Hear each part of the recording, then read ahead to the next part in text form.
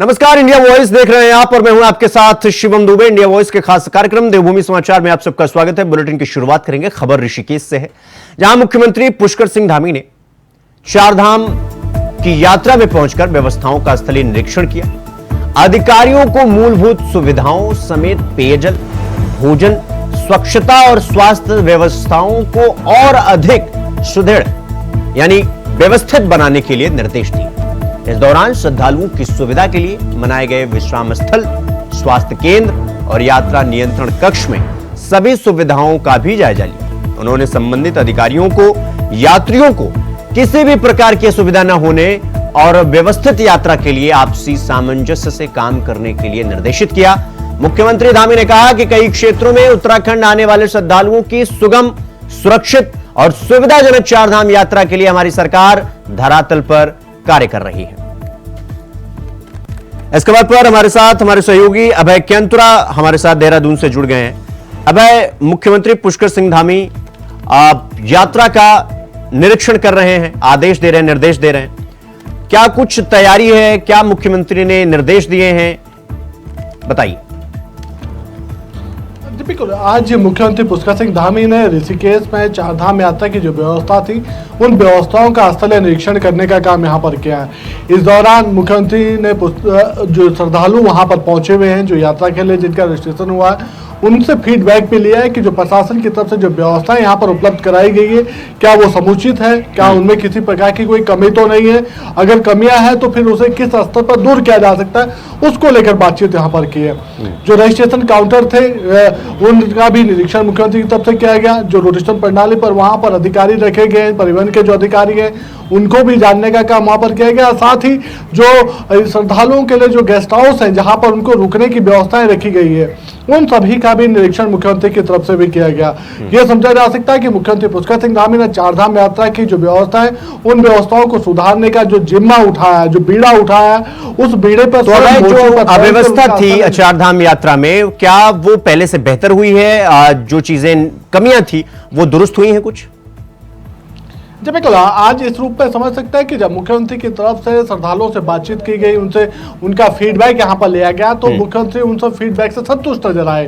क्योंकि पहले के यानी जो शुरुआती दिनों में जो व्यवस्थाएं थी जिससे काफी श्रद्धालु नाराज थे, परेशान हो रहे थे, अब वो चीजें यहाँ पर देखने को नहीं मिल पा रही है। सबसे बड़ी बात है कि ऑफलाइन रजिस्ट्रेशन बंद होने से अब सीधे तौर पर कह सकते हैं कि जो अनियंत्रित भीड़ यहाँ पर जुट रही थी, उस अनियंत्रित भीड़ से भी अब आप हमारे साथ बने रहिएगा, हम फिर आपका रुख करेंगे। वहीं मुख्यमंत्री पुष्कर सिंह धामी ने सचिवालय में चारधाम यात्रा को लेकर समीक्षा बैठक की। चारधाम यात्रा को लेकर बड़े बयान देते हुए उन्होंने कहा कि अब यात्रा की सभी व्यवस्था दुरुस्त हो चुकी है। सीएम धामी ने कहा कि यात्रा सुव्यवस्थित तरीके से संचालित हो रही है। मुख्यमंत्री ने आगे कहा कि इस बार यात्रा में पिछले साल की तुलना में 2 गुने से ज्यादा लोग आए, जिसमें अब तक 12 लाख से ज्यादा श्रद्धालु धामों में आकर दर्शन कर चुके हैं। यात्रा को लेकर ऑफलाइन रजिस्ट्रेशन बंद है, लेकिन जो श्रद्धालु पहले में आ चुके हैं उन्हें धामों में भेजने का काम किया जा रहा है। सीएम धामी ने आगे कहा कि यात्रियों को असुविधा न हो, इसके लिए अधिकारियों को बाकायदा निर्देशित किया जा चुका है। और धामी मुख्यमंत्री ने सचिवालय में मीटिंग के बाद वहां से रवाना हो गए।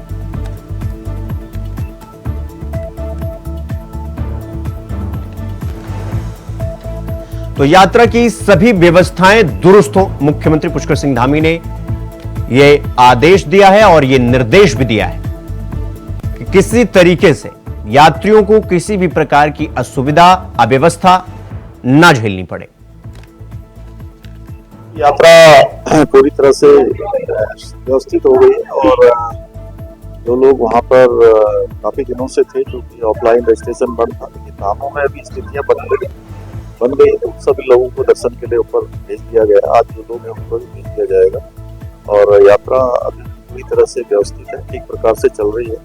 और अभी तक यात्रा में पिछले साल की तुलना में जस्ट दुगने लोग आ चुके हैं। लगभग 12 लाख से भी ज्यादा लोगों ने 10 तारीख से लेकर 25 तारीख तक अभी तक दर्शन कर लिए और अब आगे यात्रा सुचारू रूप से चले। ठीक है, तबियत ठीक है, तबियत बहुत बढ़िया।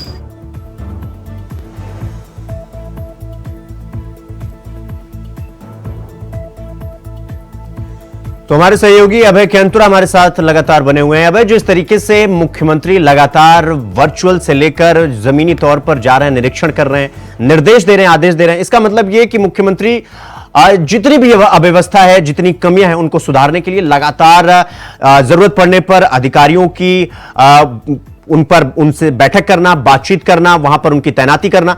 इसका मतलब यह है कि अव्यवस्था पहले से बेहतर होती हुई दिख रही है।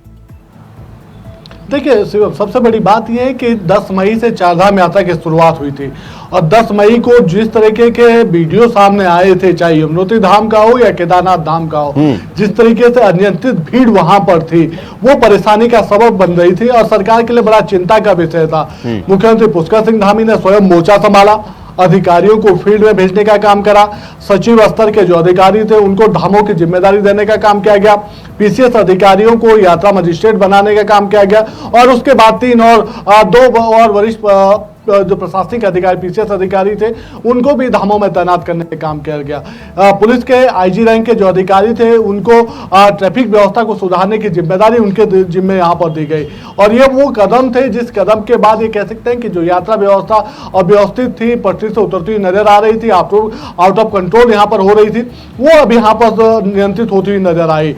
सकारात्मक परिणाम यह देखने को मिले कि जो ऑफलाइन रजिस्ट्रेशन तो उनको बंद करने के बाद जो अनियंत्रित भीड़ यहाँ पर थी और उसको कंट्रोल करने का काम यहाँ पर किया गया। गेट सिस्टम लागू करने से जो चारधाम यात्रा में जो धामों में अधिक संख्या श्रद्धालुओं पहुंच रही थी वो अब नियंत्रित होते हुए आगे बढ़ने लगी। रजिस्ट्रेशन पॉइंट पर जो सवाल ये है कि ये जो ऑनलाइन रजिस्ट्रेशन हो रहा था, वीवीआईपी मूवमेंट हो रहा था और इसके बाद पार्किंग को लेकर जो समस्या थी और श्रद्धालु भारी संख्या में वहां पहुंच रहे थे, इन चीजों को दुरुस्त करने के बाद आधी से ज्यादा व्यवस्था तो वैसे ही ठीक हो गई। सबसे बड़ी बात यह कि जो श्रद्धालु यहाँ पर पहुंचे थे, जिनका रजिस्ट्रेशन आगामी तिथियों का था और वो पूर्व में ही यहाँ पर पहुंच चुके थे, वो ऐसे श्रद्धालुओं को भी अब ये कह सकते हैं कि सरकार की तरफ से रोटेशन प्रणाली के तहत आगे भेजने का काम यहाँ पर किया जा रहा है। यानी कोई भी श्रद्धालु किसी भी वजह से परेशान ना हो, उसकी यात्रा सरल हो सके, सुगम हो सके, ऐसी कोशिश सरकार की तरफ से यहाँ पर की गई थी। मुख्यमंत्री पुष्कर सिंह धामी रोजाना इसकी समीक्षा बैठक यहाँ पर करते थे। मुख्य सचिव राधा रतूड़ी के माध्यम से अधिकारियों को दिशा निर्देशित यहाँ पर किया जाता था कि किस प्रकार से यात्रा को व्यवस्थित किया जा सकता है। अधिकारियों की जिम्मेदारी तय होने से यह चीज यहाँ पर देखने को मिली कि जो सकारात्मक परिणाम अब नजर आ रहे हैं वो सब उन चीजों का असर यहाँ पर देखने को मिला। क्योंकि अगर लापरवाही बरतते किसी भी स्तर पर तो मुख्यमंत्री की तरफ से सीधे तौर पर ऐसे अधिकारियों को पहले ही ताकीद कर दिया गया था कि अगर किसी भी स्तर पर लापरवाही होती है तो जो जिम्मेदार अधिकारी होगा उसके खिलाफ यहाँ पर कार्रवाई की जाएगी। तो यह सीधे तौर पर समझा जा सकता है कि जब जिम्मेदारी तय की गई तो उसके बाद जो यात्रा व्यवस्थाएं जो अव्यवस्थित नजर आ रही थी वो वापस व्यवस्थित होती नजर आई, पटरी पर लौटती नजर आई और श्रद्धालुओं की जो यात्रा थी वह सुगम बनती हुई नजर आई।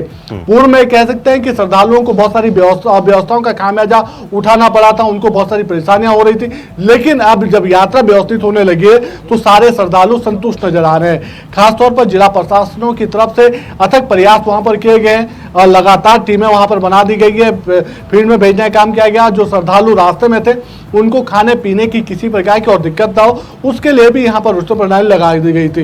तो यह समझा जा सकता है कि सरकार के निर्देश पर, मुख्यमंत्री पुष्कर सिंह धामी के निर्देश पर अधिकारियों की तरफ से बेहतर काम वहां पर किया गया और यही वजह रही कि उसके सकारात्मक परिणाम देखने को मिले और अब यात्रा सुव्यवस्थित होती हुई नजर आ रही है। अभी भी ये कह सकते हैं कि धामों की जो कैरिंग कैपेसिटी है उससे ज्यादा तुलना में श्रद्धालु यहाँ पर पहुंच रहे हैं और उसका अंदाजा ये लगा सकते हैं कि अब तक सिर्फ यात्रा को शुरू हुए सिर्फ कुछ ही दिन यहाँ पर हुए हैं और 12 लाख से ज्यादा श्रद्धालु यहाँ पर दर्शन कर चुके हैं। 31 लाख श्रद्धालु चारधाम यात्रा में आने के लिए अपना रजिस्ट्रेशन यहाँ पर करा चुके हैं। सरकार की जो चिंता है वो इस स्तर पर है कि जो धामों में जो श्रद्धालुओं की जो मौत हो रही है, जिनके द्वारा अपनी मेडिकल हिस्ट्री छिपाने का काम किया जा रहा है या जबरदस्ती यात्रा पर जाने का काम किया जा रहा है, उनको कैसे यहाँ पर रोका जाए, कैसे उनकी यात्रा को और सुरक्षित रखा जाए जिससे उनके जीवन पर या शरीर पर किसी प्रकार की परेशानी का सामना उन्हें ना हो।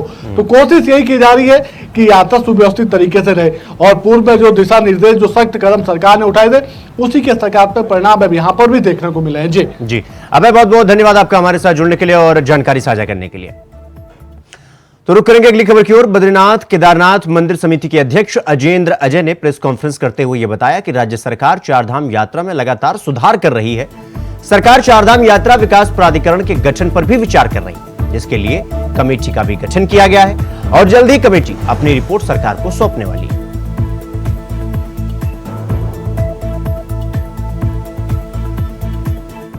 तो सरकार यात्रा में सुधार कर रही है, यह कहना है बीकेटीसी अध्यक्ष अजेंद्र अजय का। और उन्होंने कहा कि चारधाम यात्रा में जो अव्यवस्थाएं थी उनमें सुधार किया जा रहा है और अजेंद्र अजय ने इसके लिए सरकार की तारीफ भी की है। सरकार निरंतर जो चारधाम यात्रा व्यवस्थाएं हैं उनमें सुधार किस प्रकार से हो इसके लिए लगातार विचार कर रही है, प्रयास कर रही है। और इस क्रम में जो चारधाम यात्रा विकास प्राधिकरण की जो चर्चा हो रही है वो इन सारे विषयों को ध्यान में रखते हुए हो रही है और उस पर गंभीरता से अभी विचार चल रहा है। और जो भी उसमें जितना भी बेहतर, आप जानते हैं कि क्योंकि चारधाम यात्रा में बड़ी संख्या में श्रद्धालु तीर्थयात्री हमारे धामों में आ रहे हैं। चारधाम यात्रा एक तरीके से हमारे प्रदेश की आर्थिकी की रीढ़ भी है।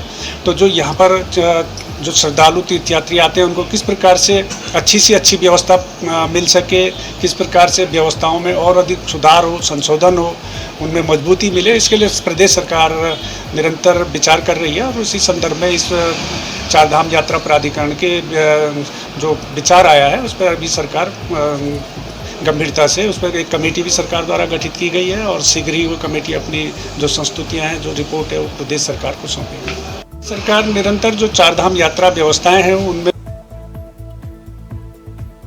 तो चारधाम यात्रा में जो अव्यवस्थाएं थी वो सरकार की पहल और तत्परता से वो अव्यवस्थाएं दुरुस्त हुई हैं और इसके लिए बद्रीनाथ केदारनाथ समिति के अध्यक्ष अजेंद्र अजय ने सरकार की तारीफ की है कि जिस तरीके से मुख्यमंत्री के लगातार बैठक करने के बाद, आदेश निर्देश के बाद जो चारधाम यात्रा में अव्यवस्थाएं थी शुरुआत में, उनको दुरुस्त किया जा रहा है और सभी यात्रियों को सभी प्रकार की सुविधाएं मुहैया हों, उन्हें किसी भी प्रकार की समस्या न झेलनी पड़े, ये सरकार ने सुनिश्चित किया। तो अगली खबर देहरादून से है, जहां बीजेपी प्रदेश प्रवक्ता कमलेश रमने ने कांग्रेस की ओर से चारधाम यात्रा को लेकर उठाए जा रहे सवालों का पलटवार किया है।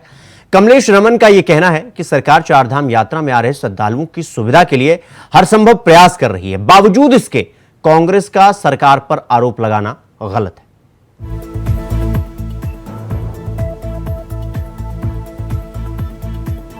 तो चारधाम यात्रा पर विपक्ष लगातार सवाल उठा रहा है, उसको लेकर के विपक्ष का यह कहना है कि चारधाम यात्रा में अव्यवस्थाएं हैं। बीजेपी प्रदेश प्रवक्ता ने इस आरोप का पलटवार करते हुए कांग्रेस के इस आरोप को गलत बताया, निराधार बताया। कांग्रेस के पास ना ही तो कहने के लिए कुछ है और ना ही करने के लिए कुछ है। और कांग्रेस की बात का जवाब मैं दूं भी क्यों, क्योंकि हम जनता की जवाबदेही पर हैं और जनता को जवाब देंगे इस चीज़ का। रही बात यात्रा को रोकने की, जिसका आरोप कांग्रेस के तथा कथित जो हमारे प्रवक्ता जी लगा रहे हैं, मुझे लगता है कि शायद उन्हें यात्रा के बारे में ये भी मालूम नहीं है कि इतना जो श्रद्धालु यहाँ पर पहुँच रहा है इस प्रदेश के अंदर, यहाँ इस प्रदेश के अंदर जो हमारे तीर्थ नगरी है जिसमें केदार बाबा, बद्री धाम, यमुनोत्री, गंगोत्री, तमाम इन जगहों को यात्रा के रूप में देखते हैं और श्रद्धालु यहाँ पर पहुँचते हैं। तो ये एक शुभ संकेत है कि तादाद में यहाँ पहुँच रहा है। हाँ, ये बात जरूर है कि एक चुनौती है कि जो श्रद्धालु यहाँ पर पहुँच रहे हैं उनको यात्रा सुगम हो, सही तरीके से उनको व्यवस्थाएं मिले, उनको जितनी हमारी स्वास्थ्य संबंधित खाद्य सामग्री मिले। मुझे लगता है कि ये थोड़ी सी चुनौती तो है, लेकिन सरकार इन सारी चीज़ों को लेकर के बहुत ही संजीदा है और अधिकारियों को दिशा निर्देश देने का काम कर। तो खबरों में आगे बढ़ेंगे एक और बड़ी खबर के साथ। देहरादून से यह बड़ी खबर आपको बता दें कि चूना भट्टा से अतिक्रमण पर बुलडोजर की कार्रवाई हुई है। नगर निगम और पुलिस प्रशासन ने यह कार्रवाई की है। 2016 के बाद 524 अतिक्रमण ऐसे पाए गए हैं जो कि अवैध हैं। हाईकोर्ट के आदेश पर प्रशासन की यह कार्रवाई हुई है, बुलडोजर कार्रवाई। विरोध की आशंका पर कार्रवाई के दौरान किसी भी प्रकार की समस्या ना हो, विरोध ना हो और किसी भी प्रकार की भ्रांतियां न फैले, इसके लिए पुलिस बल पूरी तरीके से तैनात है। अगले हफ्ते एमजीडीए भी इस पर कार्रवाई कर सकता है। तो ये बड़ी खबर हम आपको बता रहे हैं देहरादून से। हाईकोर्ट के आदेश के बाद प्रशासन ने बुलडोजर की कार्रवाई की है। विरोध की आशंका के चलते भारी पुलिस बल तैनात किया गया है। देखिए, उसमें 4 बिंदुओं पर मेरे द्वारा स्वास्थ्य अनुभाग से आख्या मांगी गई है, जिसमें हमारे अनुपस्थित कर्मचारी जो बताए गए हैं उस रिपोर्ट में, उनकी उपस्थिति प्रमाणित करने वाले कर्मचारियों के नाम, उनका वेतन कितना आहरित किया गया और किसको वो दिया गया, उन सब की हम डिटेल निकाल रहे हैं। जैसे ही वो डिटेल हमारे पास आ जाएगी, हम उसमें सक्षम प्राधिकारी से अनुमति लेकर रिकवरी की प्रक्रिया प्रारंभ पर बुलडोजर की कार्रवाई हुई है। नगर निगम और पुलिस प्रशासन ने ये कार्रवाई की है और अभी तो एमडीडीए भी कार्रवाई करेगा। तो जिस तरीके से ये देखिए, बुलडोजर की कार्रवाई, जिस प्रकार से अतिक्रमण फैलाया गया, उसको बुलडोजर की कार्रवाई से उस अतिक्रमण को हटाया जा रहा है। इस खबर पर हमारे साथ हमारे सहयोगी तुषार गुप्ता हमारे साथ जुड़ गए हैं। तुषार, जिस तरीके से चूना भट्टा से अतिक्रमण पर बुलडोजर की कार्रवाई हुई है, ये एक अच्छी पहल है और नगर निगम और पुलिस प्रशासन की ये कार्रवाई कितनी बेहतर है? देखिए, देहरादून में अगर मैं बात करूं तो फिर एक बार जो पीला पंजा है वो चलता हुआ नज़र आया है। जो अवैध अतिक्रमण बनाया है उस पर सरकार का एक्शन साफ तौर पर नज़र आ रहा है और सरकार लगातार ये प्रयास कर रही है कि जो अतिक्रमण लोगों ने किया है उसे मुक्त किया जाए और उस संपत्ति का कोई यूज़ डेवलपमेंट के लिए उत्तराखंड के लिए किया जाए। और इसी के तहत जो एनजीटी थी, उनकी रिपोर्ट के अनुसार हाईकोर्ट ने आदेश दिए थे कि करीब 2016 के बाद जितने भी मकान बने हैं, मलिन बस्ती की मैं बात करूं तो ये रिस्पना के आसपास जो नदी है उसके आसपास इन्होंने अवैध रूप से मकान बनाए थे, जिसमें 524 मकानों को चिन्हित किया गया था, जिसमें एमडीडीए, नगर निगम और मसूरी नगर पालिका आती हैं। तीनों पालिकाओं ने अपना माफ़ कीजिएगा, एमडीडीए, नगर निगम और नगर पालिका मसूरी ने अपनी जो चिन्हीकरण है वो पूरा कर लिया था। अब इसको तोड़ने की जो तैयारी थी वो शुरू हो चुकी थी। नगर निगम ने अपनी तैयारी आज दिखाते हुए पुलिस प्रशासन के साथ अपने जो चिन्हीकरण किए गए थे वहाँ पर मलिन बस्ती में, उसे आज ध्वस्तीकरण किया है। माना जा रहा है कि एमडीडीए, जिसमें 200 से अधिक जिन्होंने चिन्हीकरण किए हैं मकानों के, वो भी जल्दी अब कार्रवाई कर सकता है। तो कहीं ना कहीं नगर निगम चुनाव भी है और ऐसे में राजनीतिक भी इसमें तेज हो रही है, क्योंकि कांग्रेस लगातार मलिन बस्ती के जो अवैध निर्माण हुए हैं उनके साथ खड़ी हुई है। लगातार ये प्रयास कर रही थी कि राजनीतिक माहौल बनाया जाए, लेकिन अवैध अतिक्रमण के खिलाफ जिस तरह से सरकार का एक्शन लग रहा है उससे ऐसा लगता है कि आने वाले समय में जो ये ज़मीन है, जो ये संपत्ति खाली कराई गई है, वो उत्तराखंड की डेवलपमेंट में काम आएगा। जी तुषार, तो ये बुलडोजर की कार्रवाई कब से शुरू हुई और इसको लेकर प्रशासन की तैयारी क्या कुछ है, क्योंकि चीजें बिगड़ने में समय नहीं लगता है? देखिए, हाई कोर्ट की अगर मैं बात करूं तो हाई कोर्ट का सीधा आदेश था कि मलिन बस्ती में ये जितने भी अवैध अतिक्रमण हुए हैं उन्हें साफ कर दिया जाए। सरकार ने भी करीब 2 से 3 बार इसमें स्टे लिया कि जो गरीब लोग रह रहे हैं उनकी जो थोड़ी बहुत सहायता कर सके या फिर देख सके कि उनको माइग्रेट करके हम कहाँ रख सकते हैं। फिलहाल सरकार का ये सख्त निर्देश था कि जल्द से जल्द इसे खाली कराया जाए, क्योंकि लगातार हाई कोर्ट भी प्रेशर कर रहा था सरकार को। तो ऐसे में सरकार ने कार्रवाई करते हुए, प्रशासन ने कार्रवाई करते हुए नगर निगम के बुलडोज़र आज चलते हुए नजर आए और ये माना जा रहा है कि आने वाले समय में एमडीडीए और साथ साथ नगर पालिका मसूरी भी जो ज़मीन हत्याई हुई है अवैध अतिक्रमणकारियों ने, उसे खाली करा सकते हैं। तो एक बड़ा एक्शन कह सकते हैं राज्य सरकार के द्वारा कि जिस तरह से जो अवैध अतिक्रमण हो रहा है, और ये 2016 के बाद के लोग चिन्हित किए गए हैं। तो ऐसा नहीं है कि हम बहुत पुराने लोगों को वहाँ से हटा रहे हैं। ये 2016 के बाद जितने भी लोग वहाँ पर अवैध अतिक्रमण से रह रहे हैं उनको अब हटाया जा रहा है। तो कहीं ना कहीं धामी सरकार जिस तरह से एक्शन चलता हुआ नजर आया था, पीले पंजे का, बुलडोजर का एक्शन चलता हुआ नजर आया था, एक बार फिर वो पीला पंजा चलता हुआ नजर आ रहा है। कहीं ना कहीं जिनके घर गए हैं वो निराश जरूर है, लेकिन वो अवैध अतिक्रमण था, वो सरकारी संपत्ति थी और सरकारी संपत्ति पे आप किसी तरह का अतिक्रमण नहीं कर सकते। और उसी के तहत आज नगर निगम ने ये मैसेज दिया है सभी अतिक्रमणकारियों को कि कोई भी अतिक्रमण इस राज्य में नहीं रहा जाएगा। तो तुषार, बुलडोजर की कार्रवाई तो हो रही है, लेकिन अब इसको लेकर राजनीति भी हो रही है, क्योंकि कांग्रेस कह रही है कि भारतीय जनता पार्टी वो मलिन बस्तियों की विरोधी है, मतलब एक तरीके से उनके घर गिराने की कोशिश कर रही है। लगातार ये कांग्रेस का ये आरोप है। हालांकि ये जो कार्रवाई हो रही है वो तो हाईकोर्ट के आदेश पर हो रहा है। देखिए बिल्कुल जिस तरह से कांग्रेस में स्टैंड ले रही थी वो अतिक्रमणकारियों का कि हम आपके सहायता करेंगे, हम कोशिश करेंगे कि आपका जो घर है वो उजड़े ना, हम आपके साथ हैं। लेकिन साफ तौर पर ये हाई कोर्ट का फैसला था, क्योंकि जो सोंग नदी है, जो रिस्पना नदी की मैं बात कर रहा हूँ, वो उसे दोबारा कोशिश की जा रही है कि उसे रीजनरेट किया जाए, उसे रिस्टोरेशन किया जाए, और इसी के तहत सरकार आने वाले समय में कार्य करेगी। और उसी के तहत जो लोग वहाँ पर बसे हुए थे उनको हटाना पहला प्राथमिकता थी। और इसी के तहत एनजीटी के जो रिपोर्ट थी उसमें हाई कोर्ट ने फैसला लिया था कि 2016 के बाद जितने भी मलिन बस्ती में घर होंगे उसे अवैध अतिक्रमण माना जाएगा और उसे हटा दिया जाएगा। तो इसी के तहत हाई कोर्ट के आदेशों के अनुसार राज्य सरकार कार्य कर रही थी। लेकिन कांग्रेस लगातार राजनीति खेलती हुई नजर आ रही है। कई भाजपा के नेता का ये भी बयान आया था कि हम फिलहाल उन्हें नहीं हटा रहे, लेकिन राज्य सरकार ने फिलहाल ये फैसला ले लिया है कि अतिक्रमणकारियों पर हम सख्त कार्रवाई करेंगे, और उसी के तहत आज कार्रवाई देखने को मिली।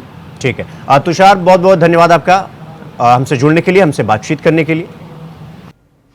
अगली खबर खटीमा से है, जहां सुरुई रेंज के बीसलपुर कैनाल नहर के बीच एक पेड़ की शाखा पर गुलदार का शव देखे जाने के बाद सूचना पर पहुंची वन विभाग की टीम ने गुलदार के शव को कब्जे में लेकर पोस्टमार्टम के लिए भेजा, जिसके बाद शुरुआती जांच में यह पाया गया कि गुलदार के किसी भी अंग में कोई बाहरी चोट नहीं है। गुलदार की मौत की वजह पोस्टमार्टम की रिपोर्ट आने के बाद ही साफ हुई।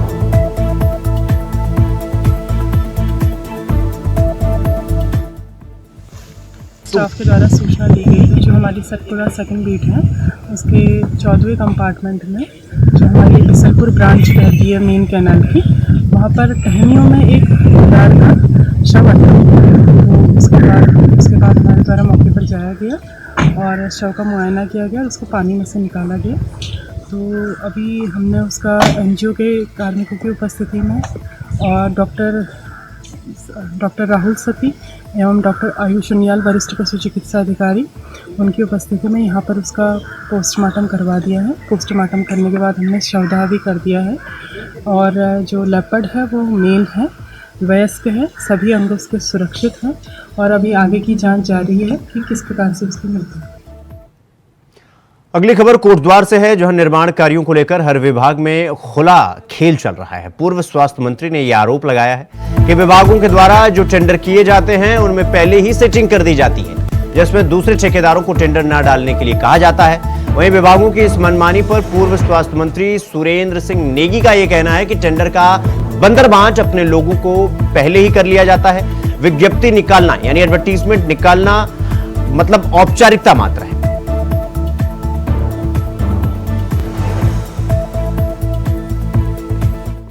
को उठाया था, समय पे राज्य सरकार और विभागों को निर्देश दिए जाने चाहिए कि समय पे काम किया जाए। और इसमें मैं समझता हूं कि शासन स्तर से भी कुछ लापरवाही हुई है, बाकी लापरवाही तो विभागों के माध्यम से भी की जा रही है। अब आजकल जो है बाढ़ सुरक्षा के कार्यों को किया जा रहा है, जो पिछली बरसात में ढह गए थे और जो बहुत बुरी तरह पूरे कोटद्वार भाग को जिसने क्षतिग्रस्त किया था। बहुत जो है हानि हुई थी उस समय, और लोगों के घरों तक पानी पहुंच गया था, लोगों के घर बर्बाद हो गए थे, अपने जो सामान को भी वो नहीं बचा पाए थे। तो उस समय भी हम लोगों ने पूरा बाकायदा पूरे क्षेत्र का दौरा किया और शासन स्तर पर इसकी सूचना दे दी। लगभग 1 साल होने को है, 1 साल हो जाएगा, और 1 साल में अब जाके कहीं काम हो रहे हैं जब बरसात सर पर। तो देवभूमि समाचार में फिलहाल भी के लिए बस इतना ही। देश और दुनिया की तमाम खबरों को देखने के लिए देखते रहिए न्यूज़। नमस्कार।